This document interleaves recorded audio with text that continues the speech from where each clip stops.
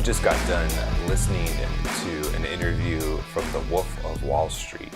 Really interesting interview. We'll get into that in a second or later in the episode. It's an amazing interview because of his perspective, what he's gone through.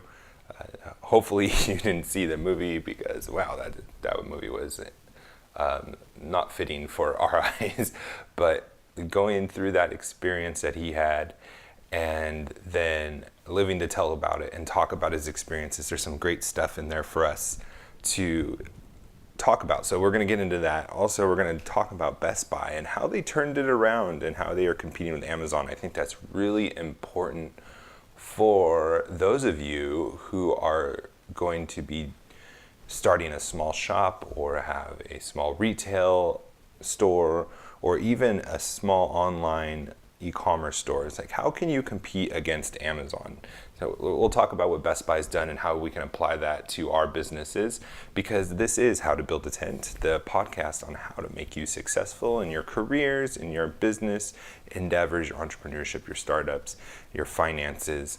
We talk about all those things that are related, economics, what's going on in the news, and sometimes politics. I have a guilty pleasure of loving politics, but this isn't a political show, so I try to keep it away from that, only when it applies to the future in our businesses and things like that.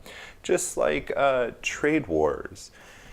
And for example, it's good for us to know that tariffs are a bad thing, and that is political because they are used in political means to get votes, to protect a certain industry, to make people make, like, for example, Trump uses tariffs to bolster the blue collar workers. But let's be honest, tariffs are nothing but a tax, and taxes are bad. And by themselves, with nothing else being factored in, tariffs are not good things from an economic standpoint. But we do not live in an economic sole or exclusive world, I guess I should say it that way. But there are many other factors, like countries want to be superpowers, they want to rule, they want to harm our own country, and so those other factors have to come into play. And with that is why I am not against the tariffs with China specifically. And even, if Trump is using these tariffs, I don't know if you heard that he just announced that they are going to be putting in a 5% tariff on Mexico if they don't stop their immigration issue. And we have a huge immigration issue. So he's using tariffs as a bargaining chip, and he's trying to he's using leverage. He knows how to use leverage. He is a great negotiator from his days in real estate. And that's what he's doing. And yeah, it's going to hurt us. Taxes hurt us. It's hurting my investments, I'll tell you that much. And for those of you also in the stock market, you know the same. I've actually picked up some shorts and been shorting the market to kind of hedge against what's happening lately. But immigration, illegal immigration, is a big burden on our society. And we have a country south of us that is pushing people to us. They don't want immigration in their own country. They want to send South American migrants up to us and leave them there. They want to send Mexicans up to the United States and have them funnel money back. And which, in a libertarian society, I don't really mind it. It gives us cheap labor, and hey, the lower you can lower your costs, the better. And I'm not against that at all, even when it has to do with labor. If someone's willing to work, you're not forcing them to work for a wage, then pay them that wage and enjoy the benefit of it. But the problem is these immigrants are coming and using our subsidies and our entitlements. They're using our public schools, they're using our food stamps, or maybe not food stamps specifically. I shouldn't be too general because I didn't do any research on this because I'm not planning on talking about it. This is totally a side road. But when they are using our tax dollars and we're already in debt, that needs to stop. Other than that, I don't care. And as long as they're not terrorists and things like that, and we can control who's coming into our border, I'm all for that. Because it's not good for business and our success that people are blowing up buildings all the time. I hope that's common sense and not offensive to anybody. We don't want people that want to kill us. That seems pretty logical to me. How did I even get here? Oh, tariffs. So yeah, tariffs are a bad thing, but they can be used for good, maybe. We'll see how Trump does and pulls this off. I mean, the story is still being written on that. We are part of the Fight Laugh Feast network, and to this little late, but if you want to be part of what the Lord is doing, help us as we are growing the network and preaching the gospel in every area of life, including business and the importance of it. Go over to fightlaughfeast.com, put in HtBT in a memo field, get a sweet mug from me. I send it personally, and I just have a much gratitude with every name that I send this out to. Thank you for everyone who has used HtBT to subscribe. That has been a blessing. That helps keep this specific show going as well. Go over there, fightlaughfeast.com, put in HtBT in the memo field. And what else? Oh, I'm also continuing to develop my idea for the How to Build a Tent subscription. And again, it's not going to be just more content for you to be consumed. I don't think you guys need more content to be consumed. You probably have too much content and you have to make trade-offs, and that's not what I want to do. But this is going to be specifically about how to make you successful. And what I'm really excited about this is it's going to be, and I've teased this a little bit on my Facebook channel, making a poll about what you'd be interested in paying for. It's going to have trusted affiliates of mine that I've used for my business.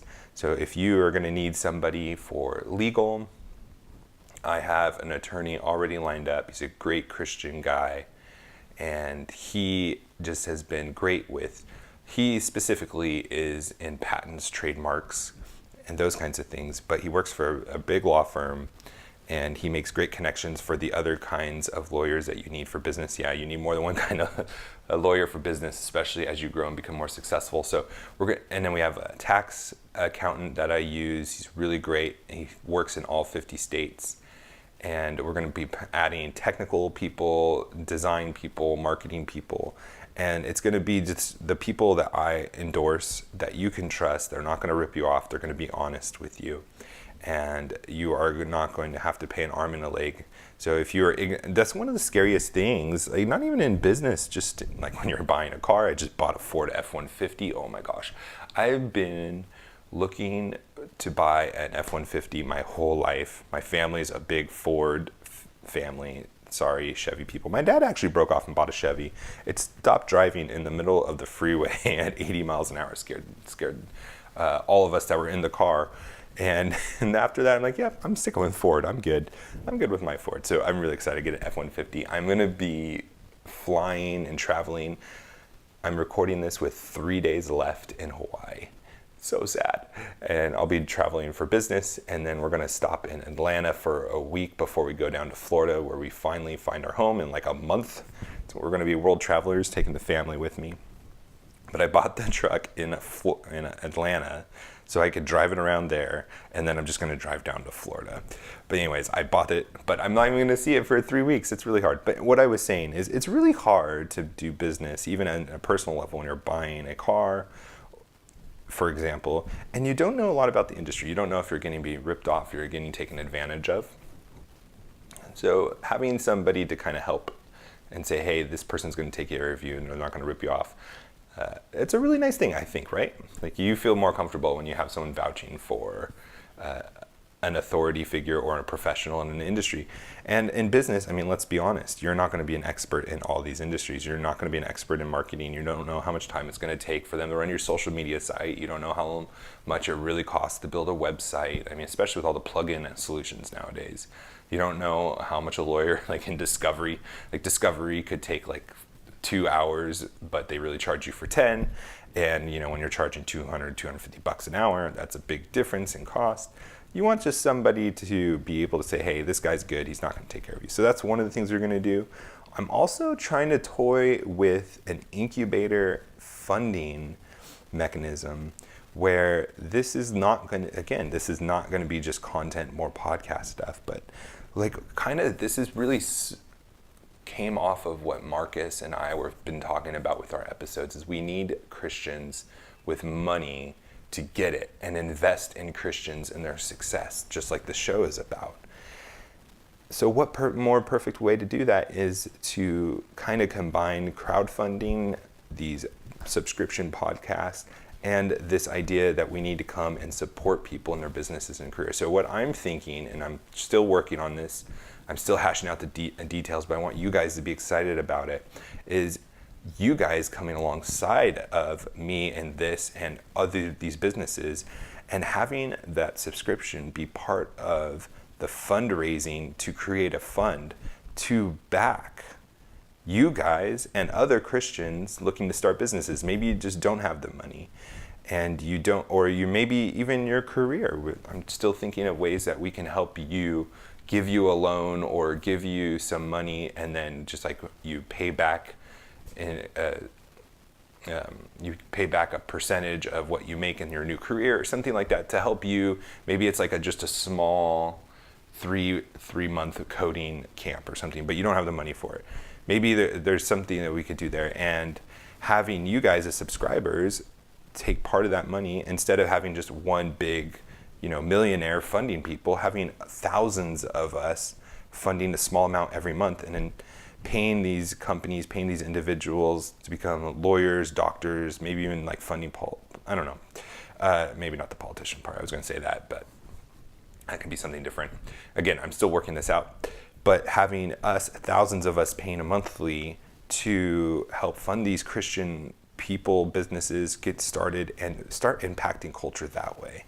And what's really cool is that we can do it in a way where you, the subscriber, gets to share in the profits as well. So it could be an opportunity to make money as well. So you're actually becoming a monthly investor in this incubator. And along with all of my expertise, we're going to have the people that are the affiliates that you can use also help advise. Excuse me, I have someone from Florida trying to sell me insurance. Oh my goodness.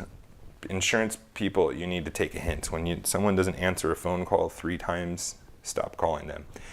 Sorry, that's a whole nother thought. Anyways, so it's going to be an opportunity for you guys to help invest in Christian businesses, Christian careers that are going to be influential. Like there's going to be a purpose for this. And then also you guys are going to have an opportunity to share in the profits as well. So it's going to be a win-win-win. I get to continue to help businesses. That's a win for me. It's going to be a way for me to just devote more of my time to just this podcast and this venture. It's going to be getting great Christian people, experts in their field, to come along and come together and create a community to help you guys and other Christians start businesses, help them become more successful and grow existing businesses. And then even in your careers, we're going to figure something out with that too, because it's about also doing great in your careers and becoming an authority in whatever industry you are in. So I'm really excited about that. Again, another thing I did not plan on talking about today, we're already 13 minutes in. And I have so much to talk about. I guess that's what I get for starting to record a podcast at 5:30 in the morning. My brain is just going nonstop. That's the one I'm the most active. So, all right, let's get into Best Buy, because I want to hit some of this stuff before I want to hit everything I talked about in the teaser. It would be totally unfair for me to mention it on the show and then not get to it. All right, so Best Buy, I don't know if you kind of know the backstory of it. It's been around since the 80s, I believe. And it started as a small store, and then they started franchising them, and the franchise became Best Buy. And they really focus on in-store service. They have the newest products, they have high-end products, and it's still pretty much like that today. I mean, 2009 was like a pinnacle. They had 3,889 stores, $45 billion in sales. But when the recession hit, they suffered, and from 2008 to 2009 they started slowing down, but then 2010 through 2013 they started losing money. In 2011 they had $1.2 billion in income. The next year in 2012 they lost $1 billion. That's a $2.2 billion swing. They went from making $1.2 billion in profit to losing $1 billion. That is a gut check. And then in 2013, they lost $443 million, which is no small amount of money either, right? And just put yourself in that perspective, or put yourself in the shoes of that CEO. What do you do? The internet's coming online. Amazon is rising to prominence. and people are buying online because they can get a cheaper deal because people selling online don't have to pay for the overhead that Best Buys have to use. What do you do? And this is a question that is why the answer to it is applicable to us as small businesses, retailers, online e-commerce, whatever it is. It's what do you do? And the answer is so relevant. So really get this and really think about this. Now, the CEO at this time of Best Buy probably could have caught this sooner, but thankfully, and I shouldn't say thankfully, because he had to resign because of some relationship issues with an employee. But the new CEO came on board, and this guy was smart. He worked at McKinsey, and if you ever get a chance, if you're interested in being a consultant, McKinsey is like the premier consulting firm. If you can work at McKinsey, you can go anywhere you want after that, and they will hire you. I'm talking like the big companies globally, anywhere in the world. You will be able to go wherever you want. That will just open doors for you. He worked for McKinsey, and then another company, I'm just gonna be honest, maybe I should know this, and it's just like, oh my gosh, I can't believe this business guy doesn't know who this is, but it's Vivendi, Vivendi. He also worked for them. Really smart dude. And what consultants do is they identify the problems, the key drivers, and then they work solutions from that. It's actually a really fascinating thing. Maybe we should get into that someday about like how consultants problem solve and identify problems and come up with the recommendations. That would be a good show. But he realized that Amazon is differentiating themselves by price and delivery speed. And they do an amazing job at that. But not everybody cares about price and delivery speed. And so he started pointing out and identifying why Amazon was doing so well. And again, I use Amazon. I'm an Amazon Prime. I do like price and speed for certain things. It's amazing. I can't wait to get same-day delivery back on the mainland. I mean, I was getting packages, and when I was living in Irvine, California, I was getting packages that I ordered the morning before I got home from work. It's a fantastic thing. But there are also, especially in high-end purchases, like I said, you don't want to go into buying something ignorantly. When we were talking about that with my truck earlier, and buying cars, you want to know that you're being taken care of. You want all the information. You want to be informed. And some things just cannot be bought on the internet, like a sound system. I would never buy a TV on the internet because I look at the quality of them, and even though it has the same features and the same specifications, to me, I'm not an expert on TVs, I'm not an expert on sound systems, but when I go there and I look at TVs, I can tell a difference. And when I go and listen to a high quality, high-end sound system, I can tell a difference, which my Ford F-150 has, which I'm so excited. Oh my goodness. Sorry, it's gonna run over for a few days of recording. But the CEO identified what Amazon was strong at, and then moved into another section, another space of value to provide for their customers, and it turned around the company.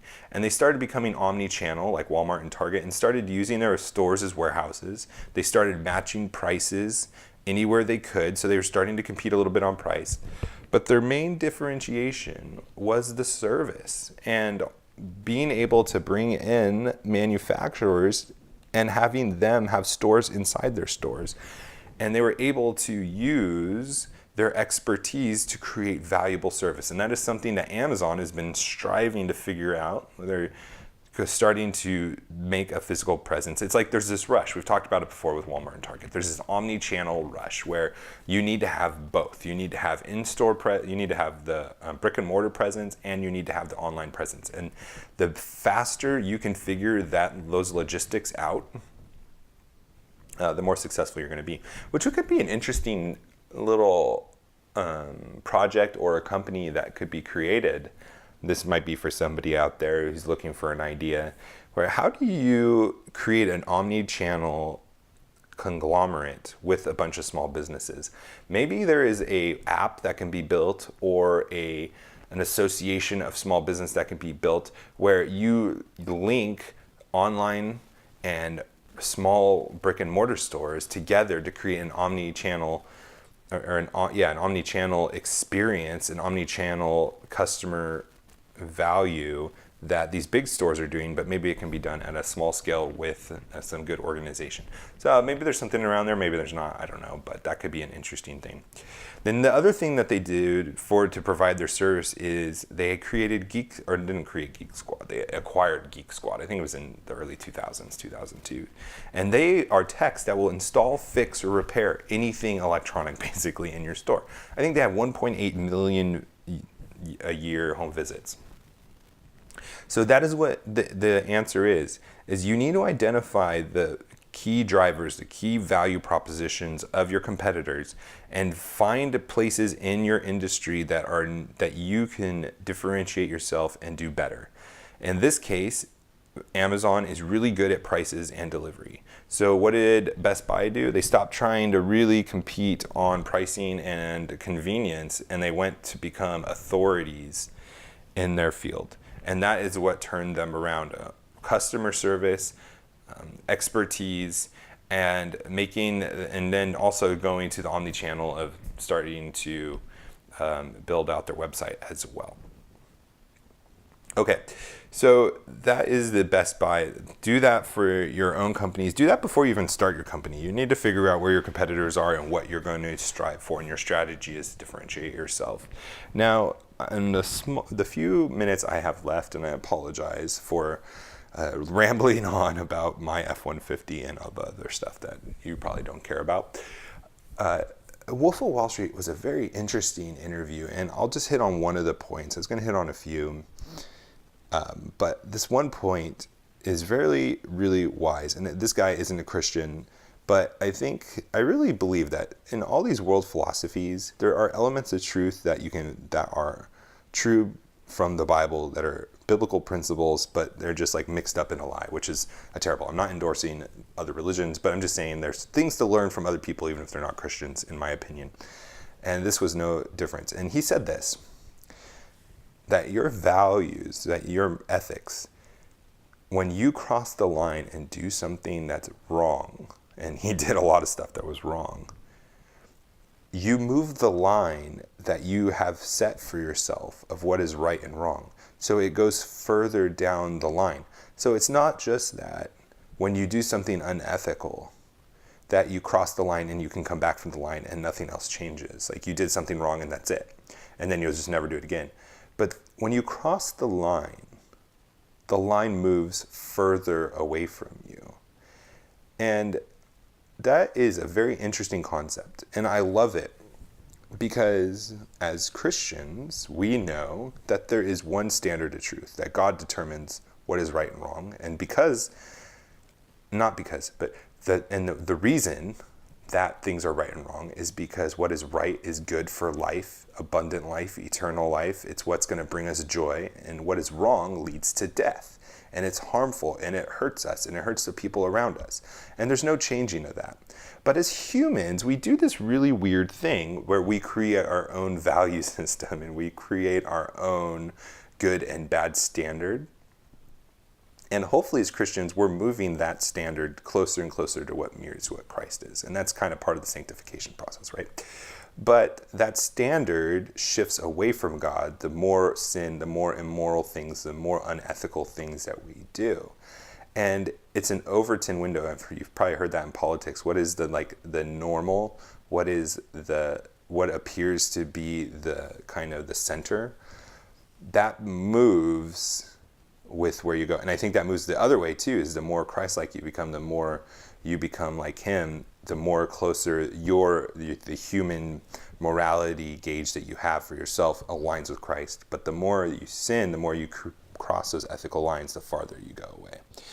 And that was just such a great point that you guys need to hear too, especially as you become more successful, as you grow your businesses, as God blesses you with more resources. It's going to be so tempting to sin, to cross those ethical lines. And you need to remember that one, you're not the hot stuff, that what you have is from God and God has blessed you. And two, that just when you cross the line, that's not all. You are shifting your whole value system, and you need to repent of that and ask for God to bring you back to the line more and more to Christ. So that was like the big takeaway for me. I'm sorry we went a little long on that. Remember, identify your key differentiators in your industry with your competitors, and contrast them and exploit them. And also, don't forget that when you cross the line and you become unethical, that line moves as well. And you need to be careful that that line is aligned with God and not aligned with your own morality, because your own morality is fluid, but God's is constant. Now with that, let's go out and be successful together. God bless.